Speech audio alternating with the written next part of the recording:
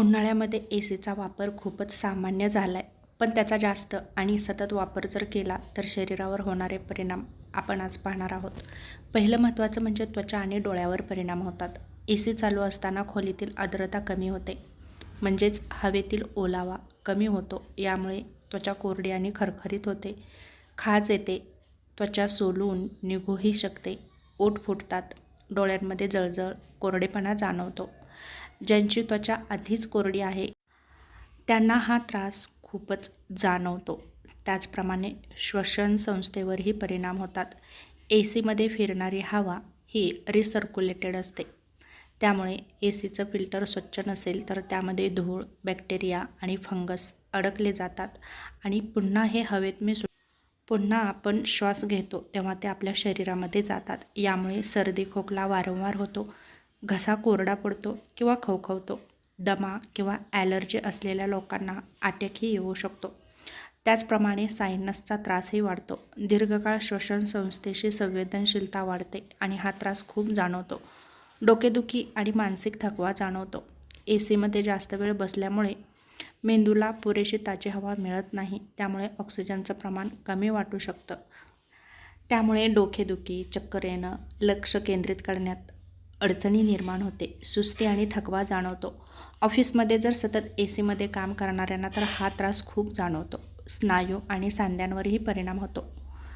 थंड तापमानामुळे स्नायू आकुंचन पावतात, त्यामुळे रक्तप्रवाह थोडा कमी होतो. यामुळे मानदुखी, पाठदुखी, गुडघेदुखी यासारखे त्रास होऊ लागतात. त्याचप्रमाणे स्नायूंमध्ये ताठरपणा पण येऊ शकतो. जर ए सीची हवा थेट शरीराला लागत असेल तर मात्र त्रास अधिकच होतो आणि रोगप्रतिकारशक्तीही कमी होते.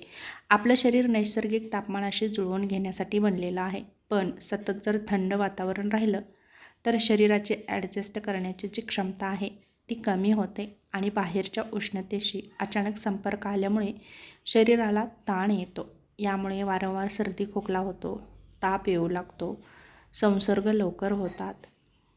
तापमानातील अचानक होणारे जे बदल आहेत ते बदल जेव्हा आपण रूममधून बाहेर जातो तेव्हा ते आपल्या शरीराला सहन होत नाहीत.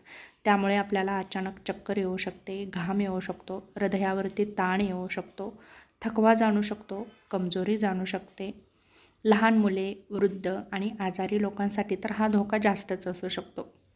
ही एक अवस्था आहे जी बंद ए सी असलेल्या जागेत जास्त वेळ राहिल्यावर होते.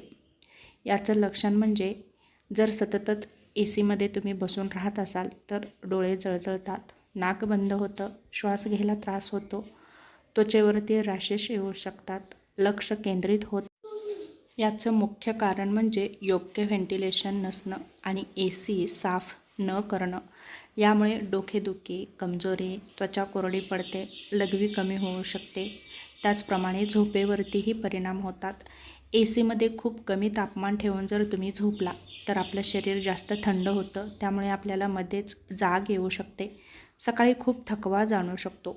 म्हणून ए सी वापरताना योग्य काळजी घ्या. तापमान 24 ते 26 अंश सेल्सिअस ठेवा.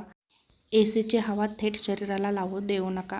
दररोज खिडक्या, दारे उघडी ठेवा. दुसरं महत्त्वाचं म्हणजे भरपूर पाणी प्या. खोलीमध्ये पाण्याचे बाऊल ठेवू शकता. सतत 4 ते 5 तास ए सीमध्ये बसू नका. मध्येच ब्रेक घ्या. बाहेर जाण्यापूर्वी 5 ते 10 मिनिटे ए सी बंद करून शरीराला ॲडजस्ट होऊ द्या. ए सी वापरणं वाईट नाही, पण अतिवापर, चुकीची पद्धत यामुळे आरोग्याच्या समस्या नक्कीच निर्माण होऊ शकतात. तेव्हा ए सीचा मर्यादित वापर करा आणि आपलं आरोग्य चांगलं राहील याची नक्कीच काळजी घ्या.